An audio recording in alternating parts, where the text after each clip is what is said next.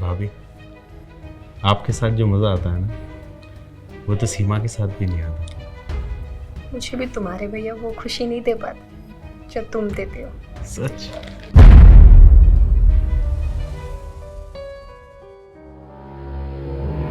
नमस्कार, मैं हूं रानी चैटर्जी। आप लोगों का स्वागत करती हूं क्राइम चक्र के एक नए एपिसोड में, एक नई कहानी के साथ।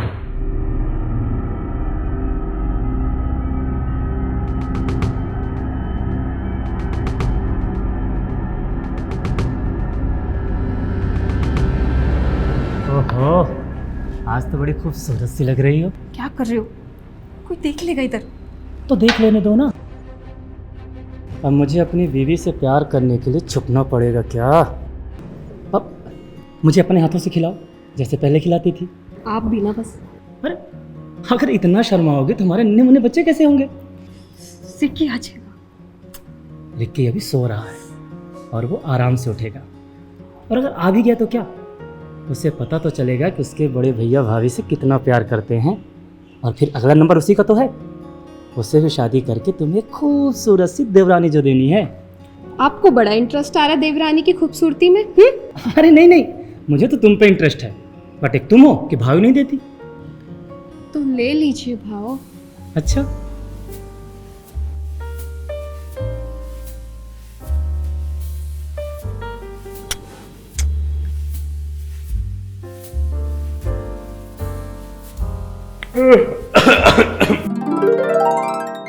अरे तू उठ गया क्या? मैं शायद गलत टाइम पे आ गया भैया, मैं जाता अरे नहीं नहीं नहीं, चला नाश्ता करते हैं, आजा। क्या बनाया है भाभी? बटर ब्रेड, चाय लेके आओ उसके लिए। अरे नहीं, चाय नहीं पीऊंगा।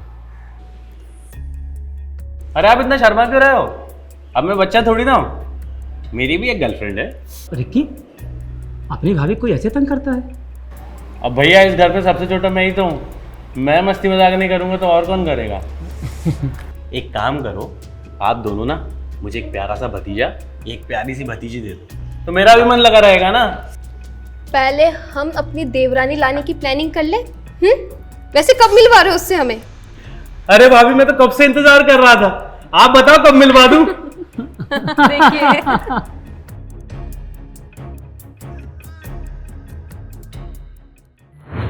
रिकी, सोहन और रीना का एक खुशहाल परिवार, एक छोटी सी दुनिया जिसमें तीनों एक साथ हंसी खुशी रह रहे थे। सोहन और रीना की शादी को कुछ साल ही हुए थे, और अब सोहन और रीना मिलके रिकी की दुल्हन को घर लाने की तैयारी में थे। रिकी सीमा नाम की एक लड़की से बेहद मोहब्बत करता था, और वो जल्द ही अपने भैया भाभी से सीमा को मिलवा के अपने रिश्ते की बात आगे बढ़ाने को आतुर था। बस उसे इंतजार था कि उसके भैया भाभी सामने से ही इस टॉपिक की पहल करें, और वो मौका उसे मिल गया।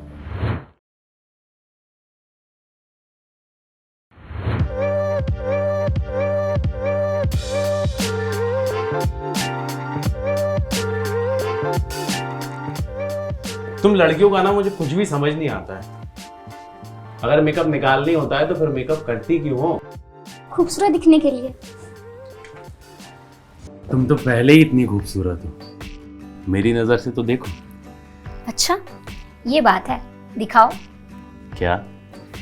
अपनी नजरों से अपना प्यार। बस बस रहने दो, तुम लड़कों को ना हर बात पे यही आता है, खूबसूरत लड़की मिली नहीं कि रोमांस शुरू। अरे मैं तो तुम्हें औरत होने का एहसास दिला रहा था। हाँ हाँ रहने दो, मैं सब जानती हूँ तुम्हारे बहाने। ये बताओ कि भैया भाभी से कब मिलवा रहे हो? शिट शिट शिट, मैं तो भूल ही गया। भैया और भाभी कल तुमसे मिलने का बोल रहे हैं, तो कल शाम को तुम रेडी रहना, मैं तुम्हें पिक करने आऊंगा यही पास वाली कैफे में। अपन चारों चाय पे चर्चा करेंगे। और ये बात आप मुझे कब बताने वाले थे? कल कैफे जाते वक्त? तुमको पता तो है, मैं जब तुम्हारे साथ रहता हूँ ना तो सब कुछ भूल जाता हूँ। अच्छा,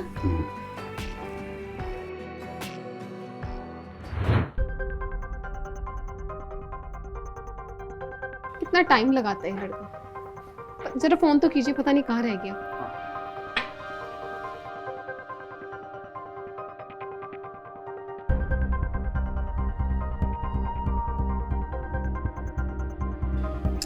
फोन नहीं उठा रहा वो।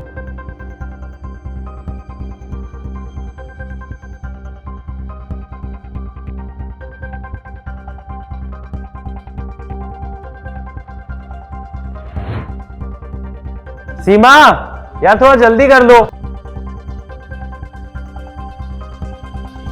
यार, ये लड़कियों का अलग समझ नहीं आता, पता नहीं क्या टाइम लगा रही है। ऊपर से भैया का बार बार फोन आ रहा है, अभी उठाऊंगा तो डांटेंगे। सीमा,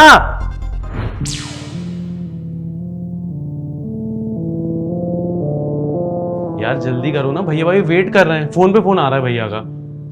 हाँ बाबा चल रही, हो गया। जल्दी चलो। चल चल।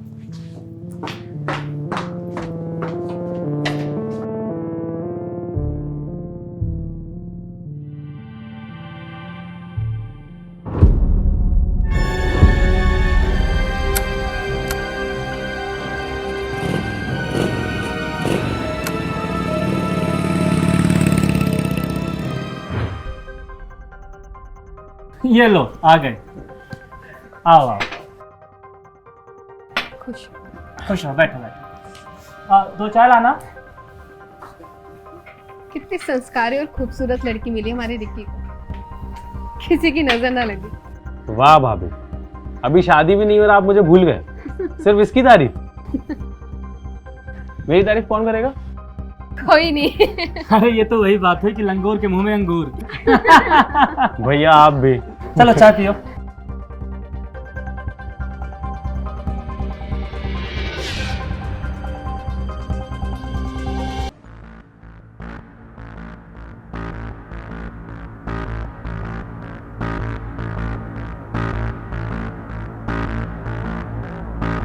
ए बेटा, इधर आ।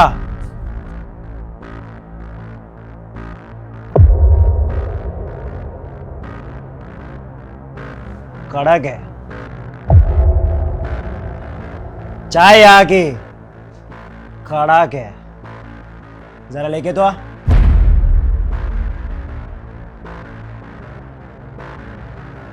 थोड़ा हम भी इसका स्वाद चख ले।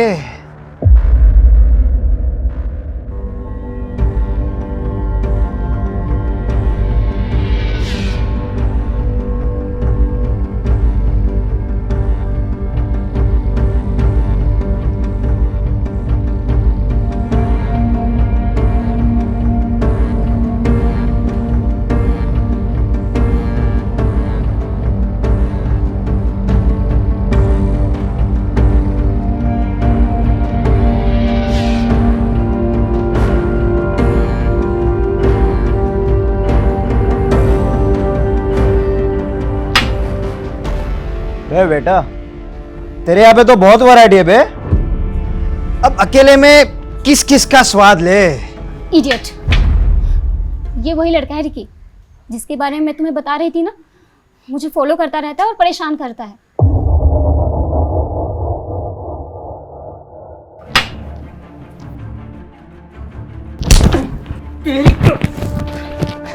छोड़, ये तुम लोग क्या कर रहे हो? छोड़, देख लूंगा तुझे, लड़की के सामने हीरो बन रहा है। अबे चला जा।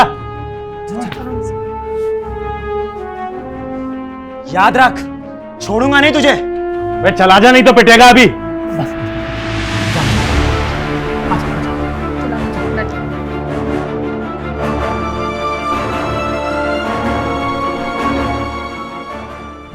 अक्सर समाज के कुछ असामाजिक तत्व सीधे साधे और भोले भाले लोगों का जीना हराम कर देते हैं।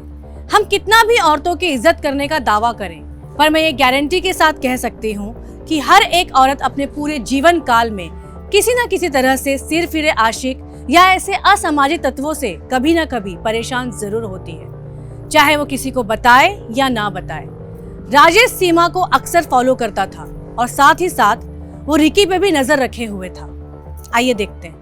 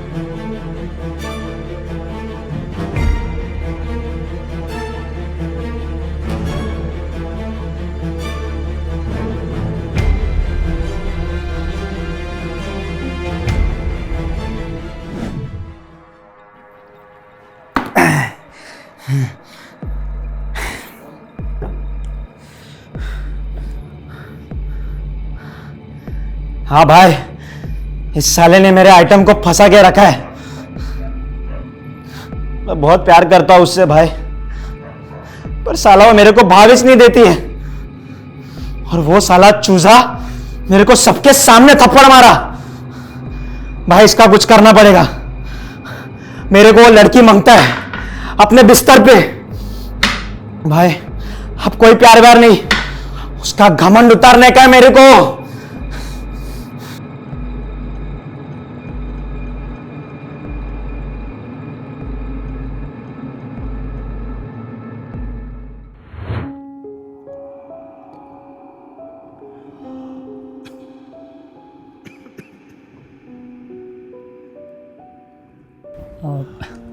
रीना तुम एक काम करो, जब तक हम यहाँ रिकी की शादी की बात आगे बढ़ाएंगे, हो सकता है फिर तुम्हें मैके जाने का टाइम मिले या ना मिले।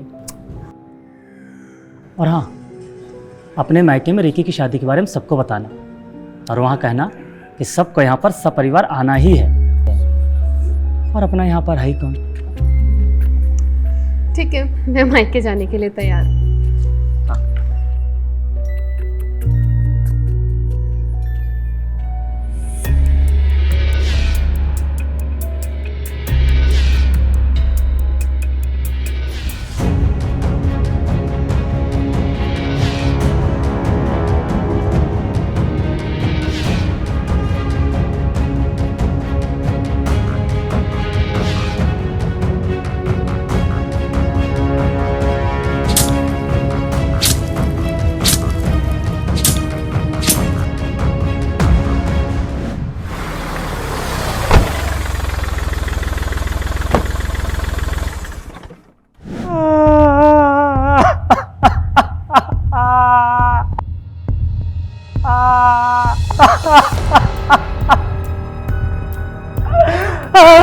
ये देखिए सर, क्या हो गया सर, ये देखिए। आप पीछे देखिए।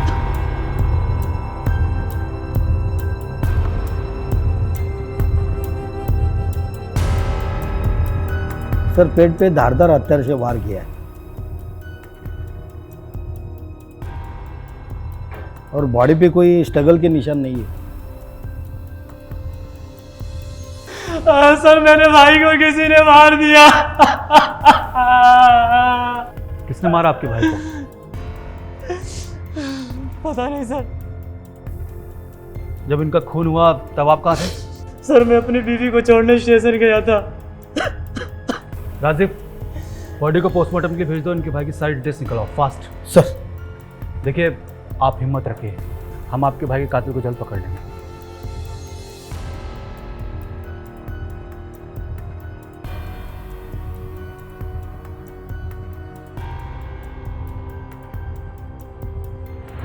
सोहन अपनी वाइफ रीना को स्टेशन छोड़ने गया था ताकि वो मायके जाके रिकी और सीमा की शादी के लिए सबको इनवाइट कर सके। जहां घर में शहनाइयां बजने वाली थी, वहीं मातम का माहौल छा गया। आखिर क्या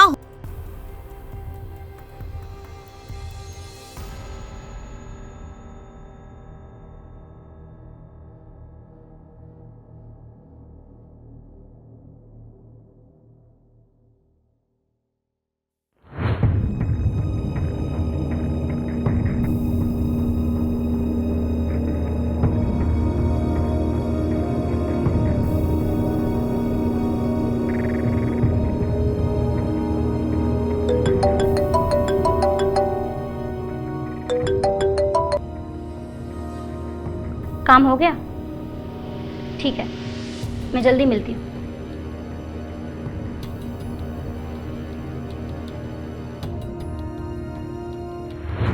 सर को फैक्स कर दो फास्ट। सर रिकी की पीएम रिपोर्ट, धारदार चाकू से पेट पे वार किया है। सर मारने वाले को रिकी से नफरत होगी।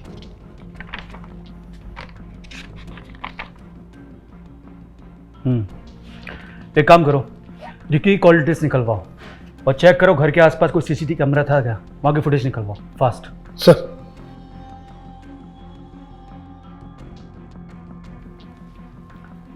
हाँ सोहन जी, ओके, हम आते हैं।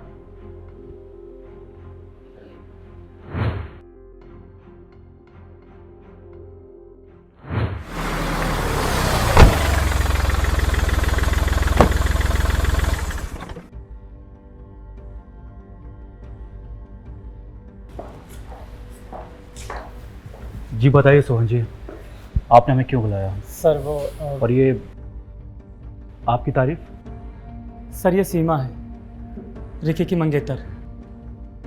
बस आप इतने ही लोग हैं परिवार में? नहीं सर, सर मेरी बीवी रीना भी है, लेकिन वो रिकी की शादी की तैयारियां करने के लिए अपने मायके गई हुई है। और सर इसी बीच ये हादसा हो गया। सर वो बहुत जल्द यहाँ पहुँचने वाली है। सोहन जी, आप मुझे ये बताइए कि आपके भाई की किसी से कोई दुश्मनी या झगड़ा? जी सर। सीमा, सर को बताओ।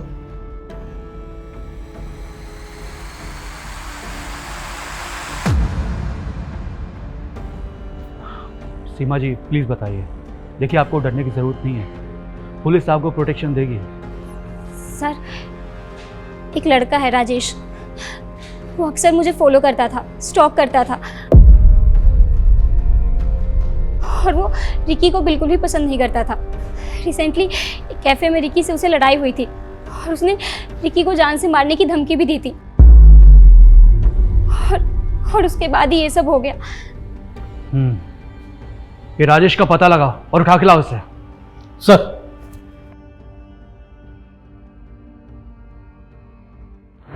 सीमा और सोहन के बयान को रिकॉर्ड करके पुलिस ने रिकी के मर्डर केस में प्राइम सस्पेक्ट राजेश को ढूंढना शुरू कर दिया। राजेश को ये बात पता थी कि पुलिस उसका पीछा कर रही है, इसलिए वो अपना मोबाइल बंद करके अपने घर से फरार था। पर पुलिस ने अपने गुप्त सूत्रों से और खबरियों की टीम को एक्टिव करके राजेश के ठिकाने का पता लगा ही लिया और एक टीम भेजी राजेश को अरेस्ट करने के लिए, और साथ ही सोहन और सीमा को पुलिस प्रोटेक्शन भी प्रोवाइड की।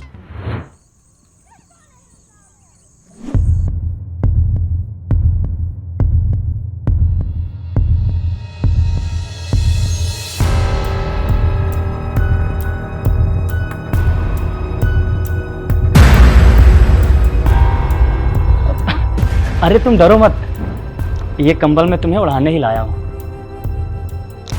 इस घर में तुम सुरक्षित हो और बाहर पुलिस कांस्टेबल के प्रोटेक्शन भी है, और कल तक रीना भी आ जाएगी, तो इस घर में तुम सेफ हो। आराम से सो। हाँ, सो जाओ।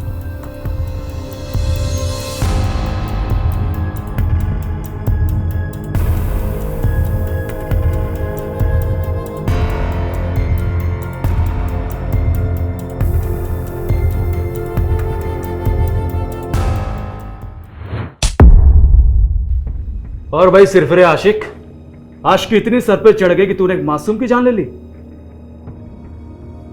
कौन मासूम साहब? सीमा का मंगेतर रिक्की। ना तो वो सीमा मासूम है, ना ही उसका बॉयफ्रेंड रिक्की। साले ने मेरा प्यार छीन लिया मुझसे।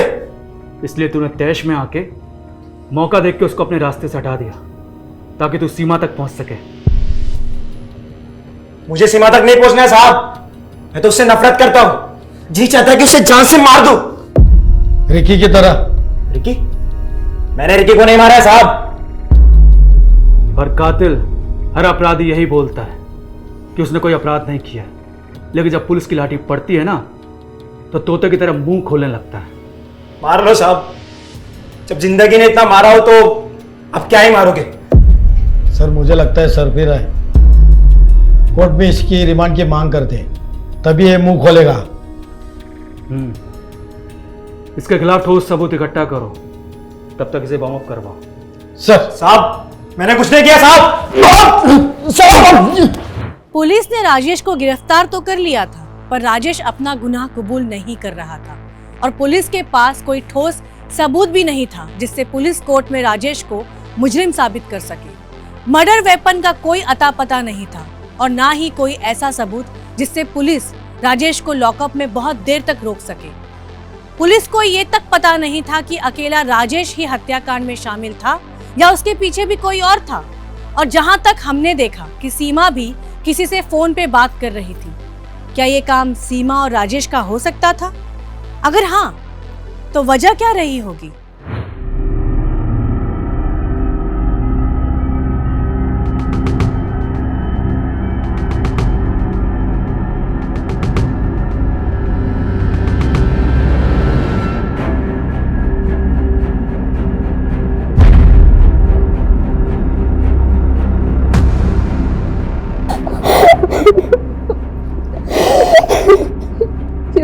क्या हो गया?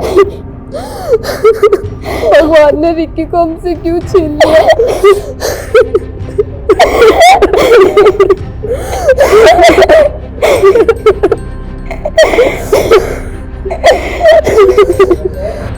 सर, ये आपको देखना जरूरी है। क्या? ये देखिए सर।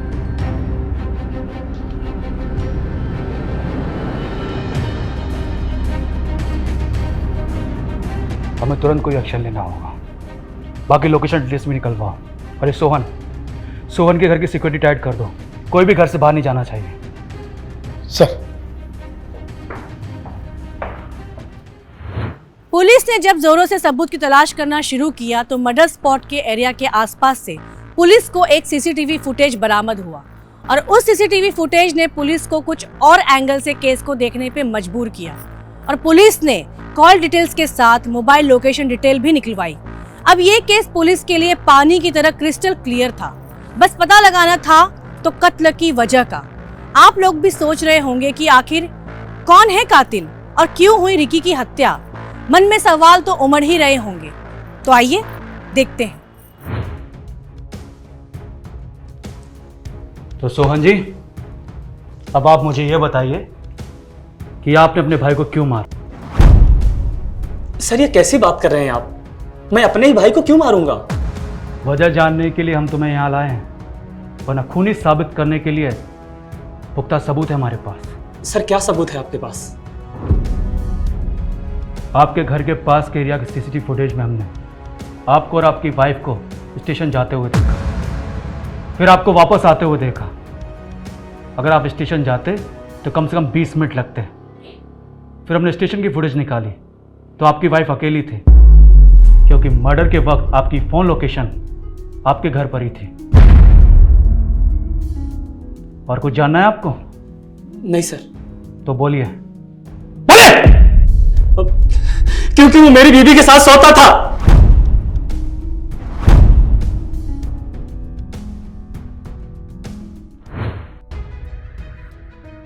भाभी, आपके साथ जो मजा आता है ना, वो तो सीमा के साथ भी नहीं आता। मुझे भी तुम्हारे भैया वो खुशी नहीं दे पाते जो तुम देते हो। सच?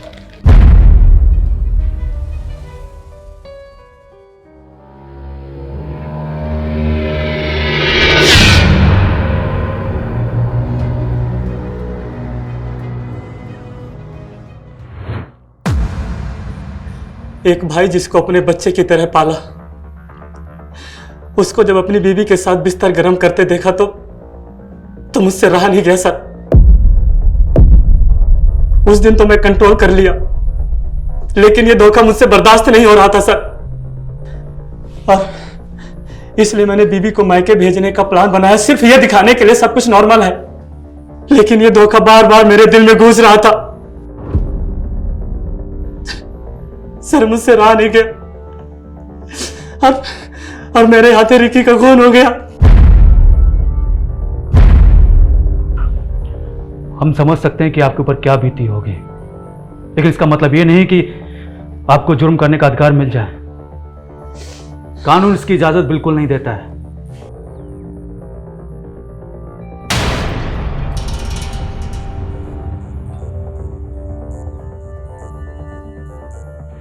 सोहन ने जब अपने ही भाई को अपनी बीवी के साथ हम बिस्तर होते देखा तो वो खुद पर काबू नहीं कर पाया और जिस भाई को उसने इतने प्यार से पाला था उसको मौत के घाट उतार दिया। रीना और रिकी के जवानी के जोश ने एक हंसते खेलते परिवार को तबाह कर दिया। हालांकि सोहन भी खुद को संभाल के रीना से अलग होकर इस मसले को आगे बढ़ने से रोक सकता था, पर वो कहते हैं ना, विनाश काले विपरीत बुद्धि। मैं रानी चैटर्जी लेती हूँ आप सभी से विदा। फिर मुलाकात होगी क्राइम चक्र के नए एपिसोड में नई कहानी के साथ। तब तक सतर्क रहिए, सुरक्षित रहिए और क्राइम चक्र देखते रहिए। जय हिंद।